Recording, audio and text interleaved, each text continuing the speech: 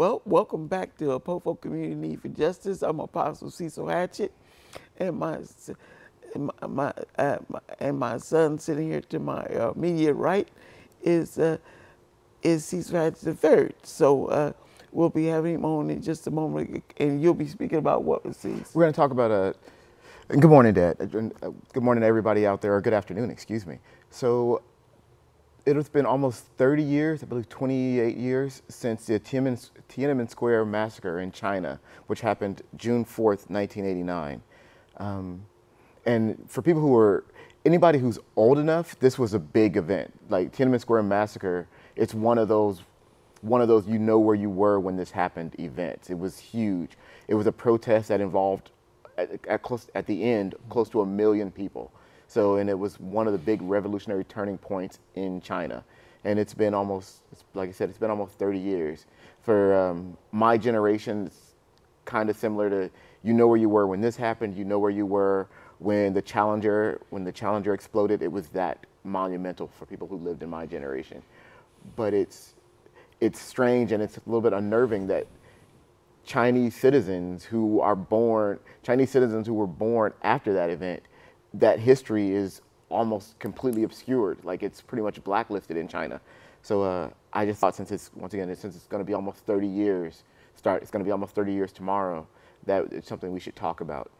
Once again, and like I said, the event happened June 4th, 1989. On that day, China ordered its troops to open fire on unarmed protesters, a lot of them being Chinese students who had traveled from all over China to, once again, originally to remember one of the Chinese pro-reform government officials. That official's name was Hu Yaobang, and like I said, he was a pro-reform leader in China.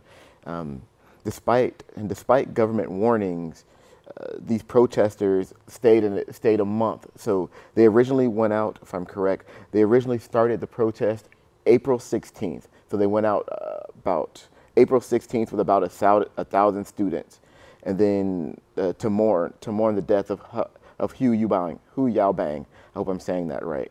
And then within a month, after the government had told them to cease and desist, to stop with their protest, the numbers basically, they climbed from April 16th to June 4th. There was over 1 million students and just regular people out there protesting just the overall treatment, the overall conditions of China.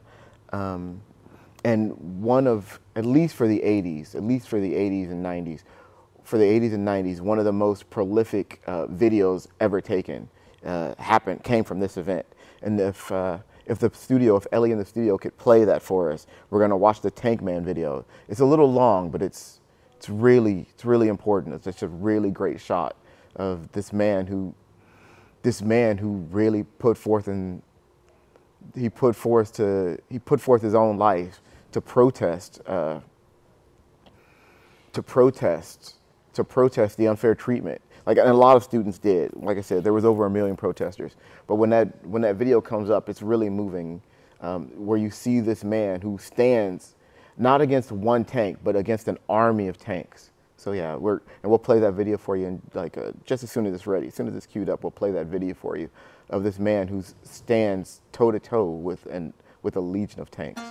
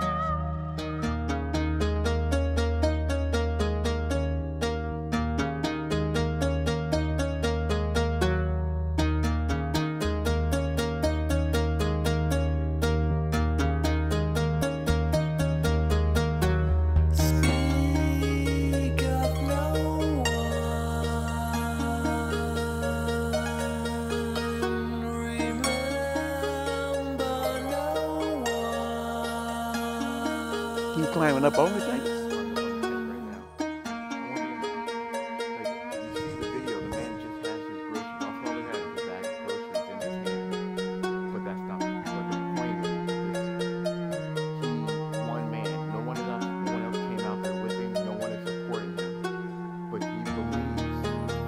He believes in what they're doing. He believes in that their citizens deserve rights, and they deserve democracy, and they deserve to be treated like people, which is the opposite of what was happening at the time. And so one man stood alone against an army of tanks. It's not one or two or three. There is a huge line. I don't know, maybe 20, 30 tanks there, maybe more. And but there he is standing alone, trying to get these tanks to turn around and go back. And there's the soldiers popping out, trying, telling him to leave. But his courage, his bravery, and standing up against them stops them from trying to shoot him. Like it's a tank, they could run him over right now. But there he is running in front of it. There he is running in front of the tank, and he's stopping. He's saving lives right now. He's risking his own life, because those tanks, if they made it into Tiananmen Square, had 1 million people in it at the time this happened. And those tanks could have run through everybody. But his bravery, his courage to stand up in front of them, stops those tanks from getting there and saved, how many people's lives. And once again, here they are, they're trying to make him move. But I know this happens in China, but this is something that's happened in America. With Crispus Attucks, which was one of our black heroes. He stood up to the revolutionary government. Once again, it's beautiful to be able to see what that bravery looks like on a person, because so many times, like this is one of the few times where you get to actually see someone who's brave enough to stand up for what they believe in. And now these other people who were around, who must have been around and see this, they finally drag him out of the street. But he didn't leave on his own. They're making him leave. I mean, and that's truly a brave man. So, as you can see, you never hear what happens to the man who stood up against those tanks. But for the way the government was in China at the time, you imagine his ending couldn't have been, whatever happened wasn't good. And we're back. I don't know. To me, I remember that I was 14 years old when I saw that. Actually, I was 13 years old when I saw that. And that was almost 3 weeks before my birthday, when I was 13 years old. And I remember it. I just remember how amazing it is to see somebody that brave and that dedicated, standing up for what they believe in, standing up for trying to win their own freedom. It's huge and it's monumental, and it's a sign of the human capacity. Like I said, so that incident where you watch those tanks, where that man is standing up to the tanks, that begins what becomes one of the hugest massacres of that time period. The Chinese government runs into Beijing, to Tiananmen Square on June 4th. They have, sorry, I'm still a little motivated, still a little moved by that. On June 4th, on May 13th, once again, during that whole committee, on May 13th, 3,000 students began an 8-day hunger strike to ask for reform and ask for democracy, and that's all they were trying to get. They were trying to get political reform. They were trying to get democracy in China, and that's what the Tiananmen Square protest and eventual Tiananmen Square massacre was all about. Was about trying to receive the freedoms and the liberties that, or at least some degree of the freedoms and liberties that we receive here. There's a video, we're going to play a couple of different videos today, just because I think this is such a big thing. The next video we're going to end up watching is going to be called Student Protest, and it's going to be the actual words of some of the protesters, at least videos and some of the protesters who were there at Tiananmen Square, who were fighting and trying to get those equal rights. whenever you guys can, if we can, turn on the student protester video. That would be excellent. 30 years ago, China was still considered a developing country. Today, it is the world's second largest economy and a world power which no one can ignore. This journey from scarcity and poverty to prosperity and abundance is the fastest in the history of the world. But in the official history of China's unrivaled economic success, there is no mention of the events in the early summer of 1989. Events which indirectly hastened the economic development for which the world admires China today.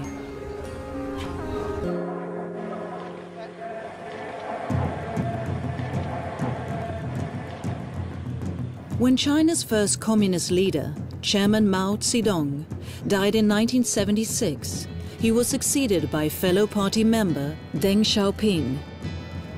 Under his leadership, China began to change the economic policies that had applied during the rule of Mao Zedong.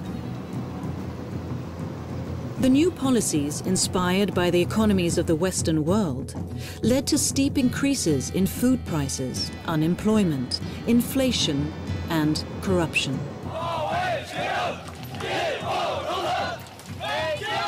These changes caused great dissatisfaction and protests, and from the mid-1980s, demands for both economic and political change grew. In the spring and early summer of 1989, these protests culminated into what the rest of the world knows as the events of, or the massacre in, Tiananmen Square in Beijing on June 4th. This date and the events where at least 200 and perhaps as many as 1,000 people were killed is practically unknown in today's China. It is considered so taboo that it may not be mentioned in public.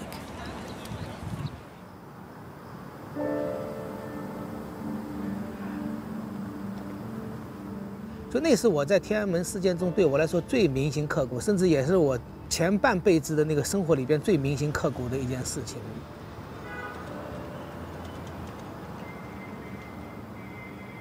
Yu Hua is one of China's great writers, with millions of books sold.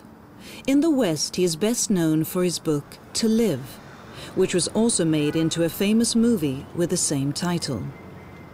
In his new book, China in 10 Words, Yu Hua summarizes his view of China in 10 carefully chosen words.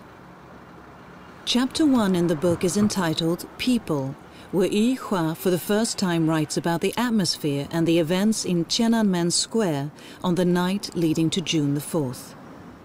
当我从凌晨2、3点钟从那个天安门广场那个时候骑车再回来的时候，非常寒冷，而且路灯都没有，因为当时那个街道比较狭窄，不像现在那么宽，可能已经没有这种感觉了。突然往前骑的时候，感觉到前面有一种热浪过来，有一点热气一点一点的过来，1万多人在那唱那个国歌，哇，这个场面确实是非常的那个震撼。若为自由故，立即对话，立即对话。所以我后来就在文章里边写到的，就是我以前一直以为就是人的光线应该是传得比人的声音远，声音应该比热量，因为热量应该传的是最近的，是吧？但是后来发现，当人民团结起来的时候，身上的热量传得比光和声音都要远。这是一个很奇妙的感受，以前从来没有过，以后也不会有的，我估计。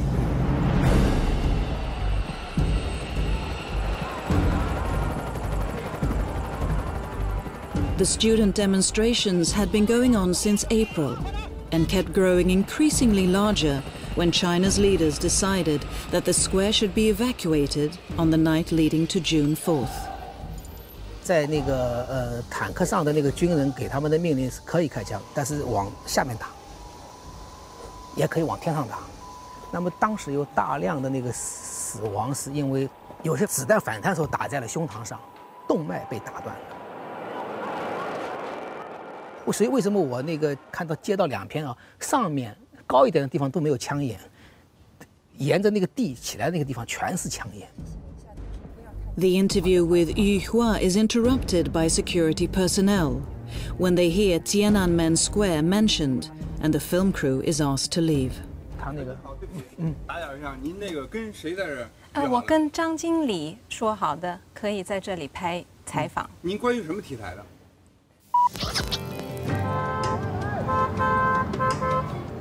其实他就是一个很普通的人，那什么，他居然他能够听到我们在谈论那个天安门事件的时候，他就会说，那个不要那个危害国家的话题是不能谈的，什么违反国家法律的话题是不能谈的。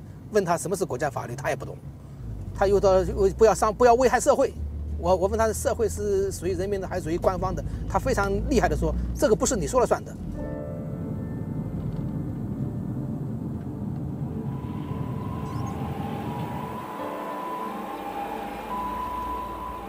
经历过2次那个巨大的游行，大概有100多万。当时我们那个报道说是有近200万，但也有可能有非常非常大规模的那个游行。大学生们要求民主自由，这个对很多当时中国的百姓来说是太遥远的事情。真正能够吸引全国的市民民众加入进去，而不仅仅只是一个学生运动，一个主要的原因是反对关岛，就是当时中国改革开放以后最早出现的腐败。The death toll is still unknown. Maybe there were 200 dead, maybe 1,000. Many were imprisoned, and many others fled the country.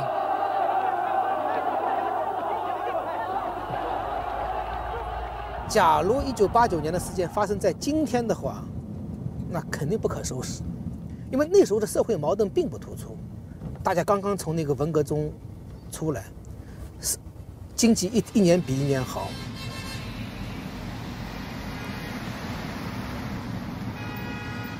很多年过去，到了90年代以后，他们都认为那个，还有部分人认为这个开枪可能是对的，否则他认为中国会乱，会怎么，就没有后来的那个经济的那个发展。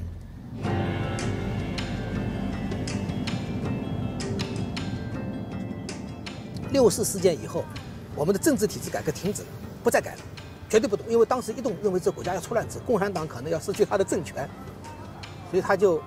政治体制改革，但经济体制改革是疯狂的，完全是像那个，不是像欧洲的那个学美国，因为美国的资本主义是世界上最坏的那个资本主义。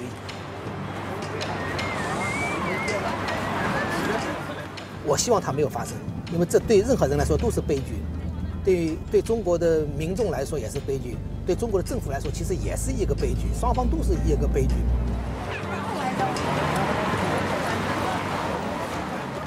The silence settled over Tiananmen Square, as did the silence about Tiananmen Square, and yet another dramatic chapter in China's history was over. So once again, as you see, that part of the reason that I really enjoyed that video is because it started off speaking that about how China was basically a third world country almost 40 years ago. It was, and then now within that 40 years, it's grown up to be the second one. I believe that what they said, the second most economically viable country in the world. But that change was brought on that change came about basically through a massacre, which is horrible, which is just horrible overall. But one of the things I wanted to show about that video, because I think it relates to us now, even though this is 30 years old, that video relates at least the way I feel, is that right now we have a political leader in power who doesn't know what he's doing, who's creating such a divide in our country. He's bringing out the worst. He's bringing out the worst in people, and that's what happened in Tiananmen Square. Their country was going through a reform, and their government was creating such strife that eventually an uprising happened, and that uprising led to a massacre. And I hope that's not where we're headed right now. I would hate for something as tragic as Tiananmen Square massacre to happen here in the States.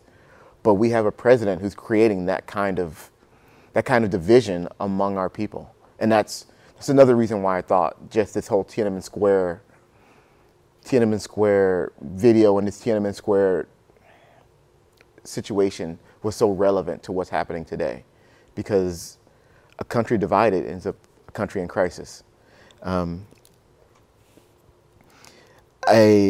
know I mentioned this earlier, but I still think it's amazing that Tiananmen Square started off as a protest with 1,000 people. 1,000 people originally showed up, and by the end of it, within 2 months, it had rose to over 1 million people had shown up to protest the unfair treatment, the unfair treatment of their citizens, to ask for democracy and to ask for political reform. And once again, you know, that's what we're asking for here in the States right now. Not democracy. We have democracy, but we're asking for political reform. One of the things that I think was so viable or so important is that on June 2nd, before the actual Tiananmen Square massacre happened, the government sent out unarmed troops. The government sent out unarmed people's soldiers, and the protesters nonviolently were able to turn those soldiers around. It's been proven by Gandhi, proven by Martin Luther King, that unarmed, nonviolent protest does work. It does work to a degree, and we all American citizens, we need to stay active. We need to stay informed, and we need to help our government make decisions and realize the decisions that they're making are wrong in times of crisis. And I don't know, we're gonna show one more video, maybe two. I think we're gonna show 2 more videos. One called the Tiananmen Uprising, and then the final video will be China Hides. But I think we're going to show the Tiananmen Uprising right now. Oh, Bruce, welcome back, Bruce. No, come on, hop it. Okay, that's fine. I'll just be right there by you and Dad. No problem. Okay, well, I'm going to step out one. In May How you doing, 1989, Mikhail Gorbachev arrived in Beijing for the first official contact between the Soviet Union and the People's Republic of China in 20 years. China invited the international press to record this historic visit. A huge reception for Gorbachev was supposed to take place at the site that symbolized China's power, Tiananmen Square. But Gorbachev's reception was canceled when students demanding greater democratic freedoms occupied Tiananmen Square. The government accused them of being counter-revolutionary and threatened to arrest any taking part in the protest. Their pleas for dialogue ignored, the students felt they had no choice but to continue occupying the square. International TV crews pouring into Beijing to cover the Gorbachev visit were soon covering the occupation of Tiananmen Square.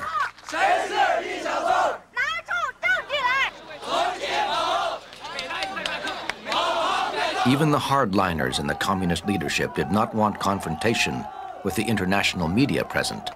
So for the moment, they did nothing.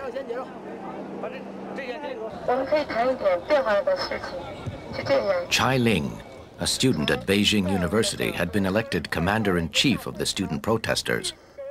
She discovered early on that the mere presence of the international press was altering the course of events in Tiananmen Square.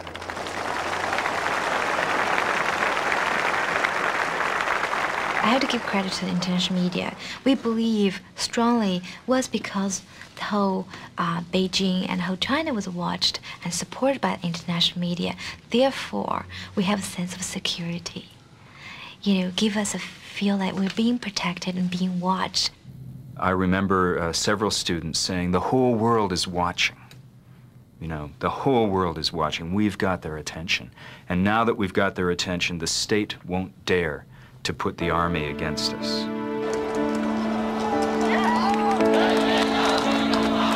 Students from across China poured into Beijing, joining the hundreds of thousands of protesters in Tiananmen Square. The images were broadcast around the world and filtered back into China. For the first time, the Chinese people could see what was really happening in their country. For the communist hardliners, this openness had gone too far. It was time to act.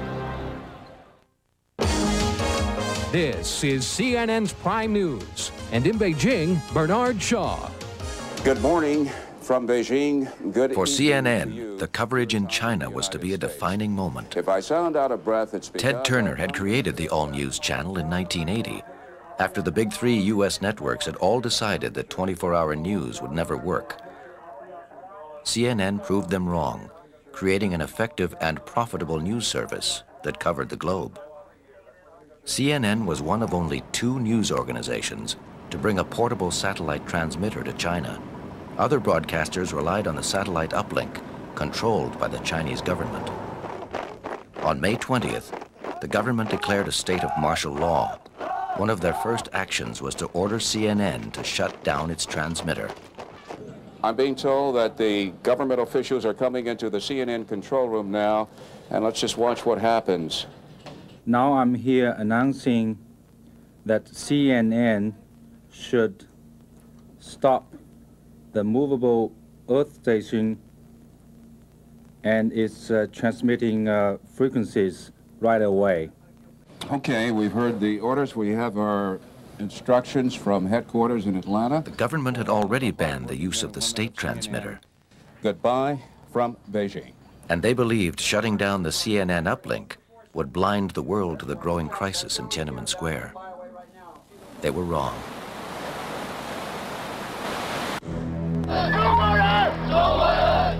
Even without satellite uplinks, pictures of Tiananmen Square were being smuggled out of China for the world to see.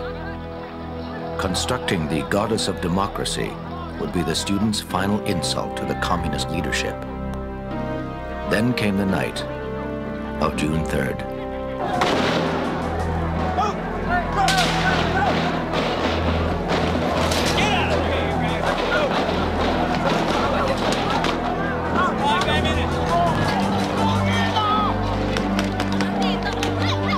The Chinese government cracked down brutally, ordering its troops to open fire on the unarmed students. The few television crews and reporters who remained in the square were able to show the world the horror of the Tiananmen massacre. The protesters paid a terrible price, but Chai Ling believes they achieved an important victory.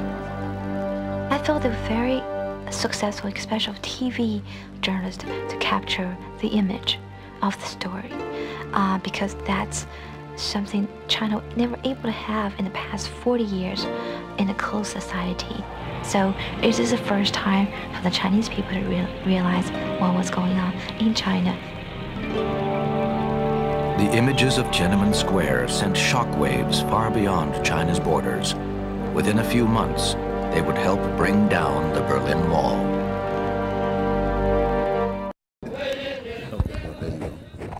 You back on. Okay, we're back on the air, and Brother Bruce Broussard is here, and Cecil was just here a second ago, but Brother Bruce Broussard came out, and so go ahead, Brother Bruce. Well, hey, look here again, Cecil. I want to thank you again very much for giving us the opportunity, in fact, the community for that matter, and the show, and we've done this together all the way around, about basically giving me the opportunity to share with the public across the board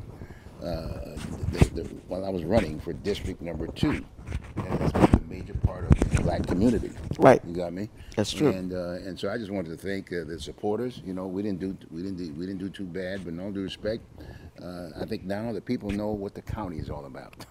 That's very true.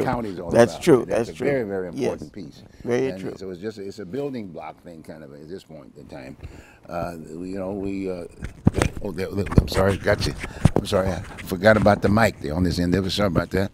But anyway, again, like I said, I would like to thank the viewing audience, your constituents, for supporting the efforts that we made. We did a heck of a job, as far as I'm concerned. Nothing to be bad about or sour about. We're very proud of you, no, Bruce. you know, I'm very proud of the fact that we're here. See, Amen. we're still Okay. here. Okay. So I feel good about it. I'm not going anywhere. You're not going anywhere. No. We're going to jump right into the city council race. As you note, there's going to be a runoff between Joanne Bowman and Commissioner Loretta Smith. Okay. And that's going to be key. And then you got the governor's race. That's going to be heavy. We're going to try to get them involved in the process. We're going to get that. And we got the governor's race, and then we got the auditor's race for the county. Got the auditor's race for the county. I think that's going to be another good race, because then we'll be able to talk about that and kind of follow up on what we were doing. And hopefully next week I might be able to get someone else here, and then maybe we can talk a little bit more in depth about what we felt might have transpired in the race, and how we can quote again, get to the community. Community is changing. You know, there was no talk about gentrification from the other media. We were the only ones, if you will, that kind of talked about black folks. Oh, that's true. Which is very interesting. Very true. And there's nothing wrong with saying that, because everybody accepts the fact that gentrification is here, and no one was talking about what can they do to resolve that problem. That's true. You know, our youth have problems. We still have all kinds of weird things in the community. But we are a community across the board. We are part of the city of Portland aspect of it. And so we're just going to have to just continue to educate and build the blocks up. So maybe 2 years from now, when the presidential race comes up, well, that would be, I'm sorry, we're talking about 4 years from now, if you will, because we got another 4 years to work, or another 2 years to work, and there'll be some other opportunities there. But again, like I said, I'm just taking a short time right at this point in time just to say, again, thank you very much, Cecil. You did an excellent job getting the information out. You were part and boss at a deal with Tony. Remember we did the debate thing? I know Tony, yes. The debate. And your show was part of that. My show, the Oregon Voters Digest, was part of that. That's true. And we had many candidates to participate. It was the only, as far as I'm concerned, it was the only debate, if you will, that was held during those elections. Okay. It's the only one of its kind. So, all right. So again, I take my hat off to you and Tony, and then I'll say indirectly to myself, the Voters Digest. Amen. And we're going to keep on going, because that's what it's going to take. That's what it's going to take, if you will. And so with that, I'm just going to say thank you very, very much again, my friend. And I'll be here next week.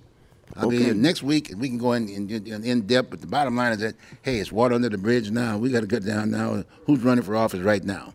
And that is the city council. The race between Joanne Bowman and Loretta Smith. Hopefully we can do the same thing and get a debate between those two, right? Got me? Very, very important race. But we know for a fact that whoever gets elected is going to be an African-American person. Well, that would be fantastic. One of the two is going to be there, right? You got Okay. me? And so I think that's an asset. They're two viable candidates, and they bring different scopes to the table.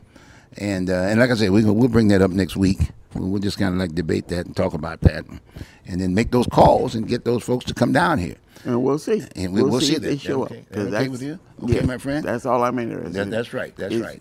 People talk about saying things, but they don't do the things that they say. That's right. And poor folks need to know it. You're the only one that communicates to poor folks. Absolutely, yes, absolutely. That's why I'm here. Okay. So we did recognize poor folks in this race. I mean, and I think that's very, very important. And so that's a good thing. And so with that, I'm just going to let you take over now and get that son back up here. We'll get him back up here on the table.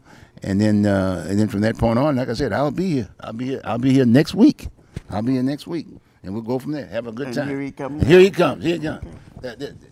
Because we are millennium grandpas, right? Is that right? Oh yeah. We're millenniums. Come on in. Okay, here we go. Here comes this millennial. Thank you, Brother Bruce. And thank you very much for running. Again, thank you. Take care, Bruce. See you later. Okay, buddy.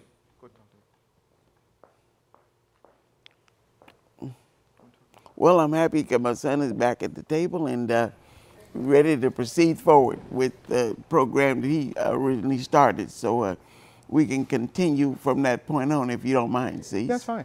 So once again, we want to thank Bruce for coming out. We want to thank Bruce for running, just like we want to thank everybody else who runs, because that's the beauty of America, and it's the beauty of why our soldiers and sailors and Marines, they've given their lives, they've dedicated their lives giving us the right to vote, to have a political voice.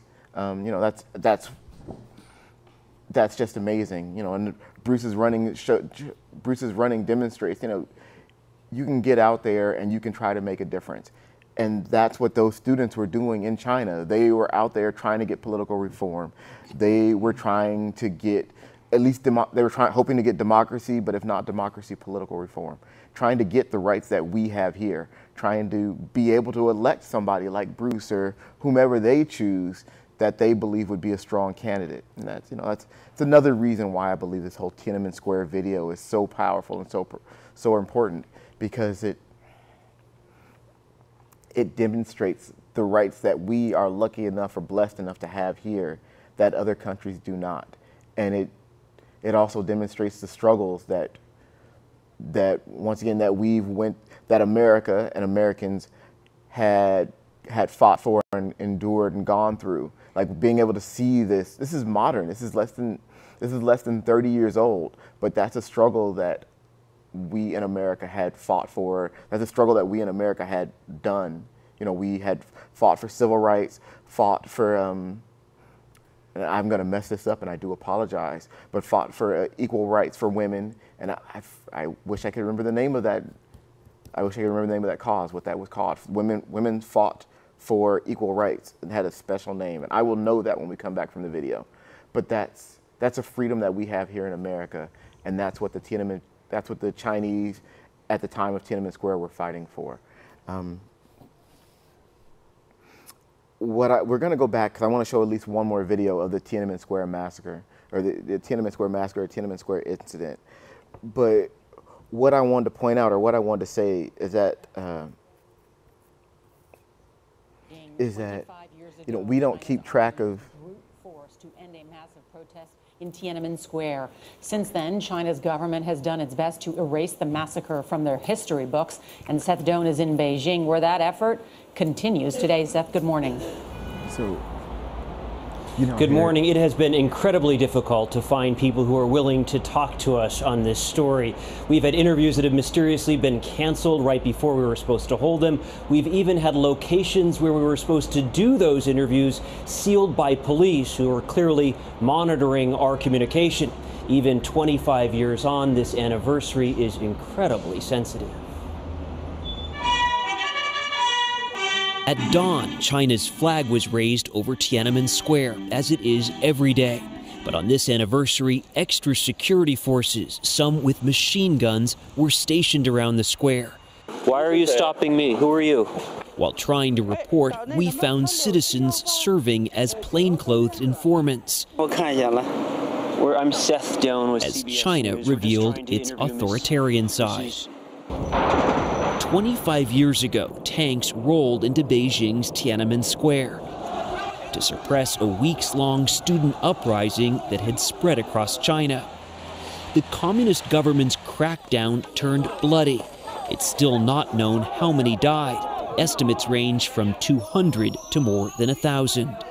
As a student here in China, do you learn about Tiananmen Square in history books? Not mentioned. Not mentioned at all. These college students, whom we won't name because they took a risk just to talk with us, acknowledged it's difficult to find information about what the government calls the June 4th incident. The 25 years passed and we still don't know what happened. I think that's not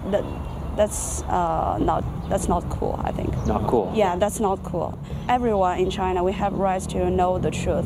After that, so many years passed and we still don't know what happened. Try searching Tiananmen Square on China's heavily monitored internet, or keywords like June 4th or even 6/4/89, and results are censored. And these red dots are all where the people die. It's so difficult to talk openly about Tiananmen Square in China that we traveled to Hong Kong, beyond the reach of mainland authorities. There, in a small 800-square-foot Tiananmen Square museum, former protester Li Chuk-yong is fighting to tell the story of 1989. I asked how he got around censors to publicize the museum in places like Beijing. He said they got creative. They don't call it June 4th because once you call it June 4th, it will be erased. So instead they call it the 535, meaning May 35th. They're museum. adding up the dates to June 4th. Exactly. When you look at some of those search terms that have been banned, we learned today that the word in Chinese for today has also been banned. This may be front page news elsewhere in the world, but you would not know it here. We get BBC and CNN here, but every time they're going to go to a story about the Tiananmen Square anniversary, the censors do their job. They hit whatever button they hit, and the screen goes to black for the duration of the report. And check out these papers, both English and Chinese language, went to the newsstands today. Not a single mention of this anniversary in any of these papers here, Gail. Wow. Seth, thank you very much. Thank you guys for watching that. Once again, just moving because we here in the States, we may not celebrate our history, but we do acknowledge our history here in the States. We acknowledge, the death of Martin Luther King. We acknowledge Medgar Evers. We acknowledge all these events and all these events that have happened. Whereas, like they said, Tiananmen Square, the Tiananmen Square massacre, those were college students who have no access to the history, access to their own history. The video had mentioned how many people that they thought had died. And according to the report that I had looked up, not a report that I made, a report that I looked up, after the Tiananmen Square massacre, where there was over 1 million people in the square, in the square and the surrounding streets, the Chinese put the death total at around 300 people. That's what the Chinese government had said. There were 1 million students, and with them firing and running tanks through the streets, the Chinese government said there was probably 300 deaths. U.S. government at the time puts the deaths at close to 3,000, which makes a lot more sense. They put the estimated deaths at close to 3,000 people. Now, I'm bringing this up just because we talk about fake news all the time here in the States. It's become a key issue. This is fake news and that's fake news. But here is something that definitely, for the Chinese government, that definitely sounds like fake news. 1 million people, you have 1 million people in a crowded space, you open fire, 300 of them, or 3,000. That makes more sense. So the other thing that I thought was just significant, after the end of the Tiananmen Square incident, the Chinese government rounded up 1,600 demonstrators. Of those 1,600 demonstrators, I believe it said, I'm gonna have to look this up because I wrote it down, but it said, I believe 1,600 demonstrators were jailed. 1,600 of the demonstrators were jailed, and I believe 27 of the demonstrators were actually executed. Once again, they were, I'm not saying that it wasn't not, you can see at the end, once the violence began, it went from a non-violent to a violent protest, but they were executed. Those were 1,600 people jailed, 1,600 jailed, 27 executed, fighting for their life, fighting for freedoms, fighting for democracy and political reform. It's a moving statement because that's what we should be fighting for now. Right now we're under a leadership that is flawed and broken, and we need to stand up to our government and ask for honesty. We need to stand up to our government and ask for the truth. Ask for the truth. Ask for, just ask for fairness. But I appreciate you guys tuning in and watching this. I find that Tiananmen Square, like I said, I was 13 years old when I saw this, and this was the Tiananmen Square incident was one of the first huge for a 13-year-old. Like, not a lot of news is important to a 13-year-old, but this was, I remember this. This was a huge incident for me, and I'm sure people who are older, I'm sure everyone who was an adult this was a big deal for them too, and anyone whose families were involved. So, and I have Chinese coworkers, and I'm sure they have family members or people that were still over there at this time. So, we remember you guys. We just want remembrance of you and your struggles as well, because all of the world has, everywhere in the world there is strife and there is persecution, and and so we just need to internalize the pain that other people feel and bring that back here so we can act fairly with everyone we're involved with, everyone that we have to deal with. I don't know. But that was it. That was just kind of all the research and all the information that I had dug up on, that I had seen and thought was really relevant and important to us, just regarding Tiananmen Square. I'm just asking my dad what he thought about the videos. Was there anything that you? The video is very interesting and very enlightening, and I really appreciate the videos, and I was happy you came out and shared that information right off the bat, because I was going to make reference to about the Negro-colored Black African Americans, and the lady making Roseanne Barr making negative references to the Negro race. But that's an ongoing thing, and people try to whitewash it and water it all down, but it's not to be. The reality is that that's what people do. They try and make light of that reality, but the reality is we're human beings, and we need to learn to respect all human beings and everybody and everyone. And that's what's going on in the United States of America and all over the world. That people are constantly, gradually moving forward and doing what's right and helping each other to do what's right. And I'm just happy that we have all these wonderful things in our children's mind that are etched in their heads, and they can help other people help themselves, because that's what life is all about. Every individual plays a very positive role in moving, advancing each individual forward. And that's what I'm all about. So most of the time when people come on Popo Community for Justice, I'm asking people to come on and to talk on issues such as like what my son is just talking about. But when I'm asking people to come on to speak on any subject they want to speak on, but I'm more so interested in getting messages across, such as what Cecil was speaking about, and how heartfelt it was. So it's very important, and I'm very grateful to have him on Popo Community for Justice to speak his heart and to share the information that all you people are in a position to do so, because this is open signal is what everyone is a part to right now, and I would just love for people to become a part of Open Signal and get their message across and become a producer or a field producer to continue to move and promote the truth any and everywhere, to any and everybody. Please continue, Cecil. So, yeah, so we want to thank everyone who contributes to our show, and everyone who contributes just to making Open Signal amazing. We have so many people in our back studio right now who are producing their own shows, who show up every week to help us produce my dad's show. And so thank you to all of them.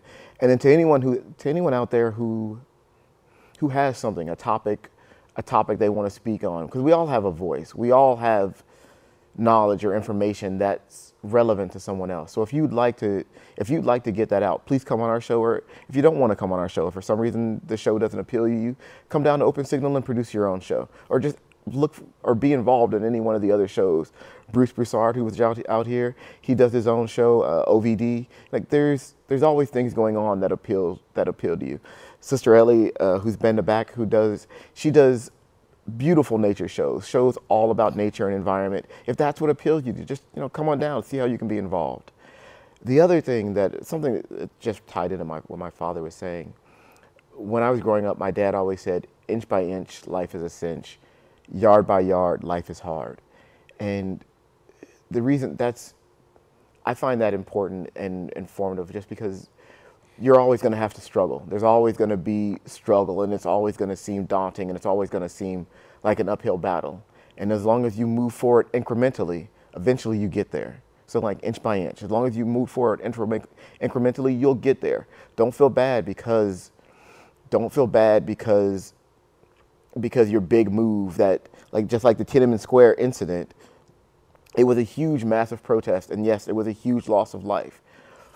But it did it did lead to some change. Maybe not the exact change that they wanted in China, but the Tiananmen Square incident, which people may not know, that massive revolt led to what brought down the Berlin Wall. Like that. So even though Tiananmen Square didn't lead to the political reform they wanted in China, the Germans seeing that strength, seeing that dedication, it led to the bringing down of the Berlin Wall. And that, you know, that even though it's incremental for China, it was monumental for Germany. And that's, you know, that's once again, inch by inch, life is a cinch, yard by yard, life is hard. If you can keep focused, if you can maintain, eventually you'll reach whatever your goal is. You know, it'll be a struggle, but you will get there. It's the same with civil rights in America. It's the same with women's rights. And the word I was looking for earlier was called suffrage. The women's movement in America was called the suffrage movement. I knew I'd get it. Apologize, I get sidetracked. But once again, it's, you know, United States of America is a wonderful place, but just like everywhere and everyone, there's going to be issues, there's going to be struggle, and there's going to be pain. So just remember your history, remember that it's not going to be easy, and you know, we'll get there eventually. We may have to deal with bad political climates. We may have to deal with all different kinds of issues. But if there's something you want to speak about, if there's something you feel passionately about, please come out. Please come out and speak to us. If it's not something that you feel comfortable speaking, if you're not a person who likes to speak, send us a letter or an email, comment on our YouTube page, and just bring up the issue you'd like to talk about. And if we can do some research about it, and find out something interesting to put on the show, we'd love to bring up your issue. If it's something that's personal to you, we request that you come in and do a show about it. But if it's just a strong bit of knowledge, something that you know about that you think might be important, then let us know. And if we can, we'll do the research and we will speak on it for you. Once again, thank you for tuning in. Thank you for being a part of POFO Community for Justice. Yes. Thank you for being a part of POFO Community for Justice. And thank you for being involved in your community in whatever way you possibly can. And we really want to thank all of the people in our studio, all the people that help produce this show, who help get us on the air and help make us viable for you to watch out in the audience. Yes. Yes. We really want to thank all you wonderful people. Yeah. We can't thank you all enough, and Sister Ellie, her husband, can't thank him enough for making it possible for his wonderful wife to be a part of POFO Community for Justice. And Brother Steve, which is going to be leaving town next week, but we greatly appreciate you. And Brother Ron, we greatly appreciate you. Tom. And Tom, we greatly appreciate you. So, and we want to thank all you people out there in TV land for all these wonderful people in the background that you don't get to see, that help moving POFO Community for Justice forward. Thank you very, very much. And then we also want we just want to send our prayers and our blessings out to everyone, to the people who show up here to help us, to all of you out there who are tuned in. Everybody needs prayer and everybody needs blessings. So even if religion is not your thing, we still pray for the best for you. We still send you our blessings and our hopes. And you know, we're all out there struggling. Everybody's got a struggle, and we pray that your struggle gets a little bit easier. Pray that your struggle gets a little bit easier, and that you get to enjoy the people and the family around you, and that, you know, if there is something that you want to talk about, something that you need to get off your chest, please don't hesitate to give us a call, send us an email, or a comment on our YouTube page so that we can speak with you and help in any way that we can. Because with enough people around, we all have access to some information. There's another saying that I always think is really amazing. I may not know 100% of the answer, but I may have 1%. And if you can get 100 of us together, we can get that 100% for you. So, you know, if enough of us are tuning in, enough of us are watching, and enough of us are involved, we can reach our goals, reach our ends. We can get things accomplished. So once again, thank you for tuning in. Thank you for being a part of POFO Community Needs for Justice. And we have about 2 minutes and 16 seconds left, so with that being said, God Almighty loves you and we love you as well. And stay blessed, stay strong, stay focused, play to win all the day, 24/7. And thank you very much, Cecil, for coming on the show. No problem, Dad. Thank you for having me. And thank you for bringing that information out. I know it was a hard lift for many, many people. And I thank all you people who were kind enough to watch the people stand in front of a big tank and not get ran over, because that's individuals with bags of groceries in his hand stand up against big, huge tanks, and that was amazing. Right. It's once again, and there's people all over who have that kind of. We all have that kind of courage, but it's beautiful when you can actually. It's beautiful and heartfelt when you see a person who stands up for what they believe in, right. And it inspires.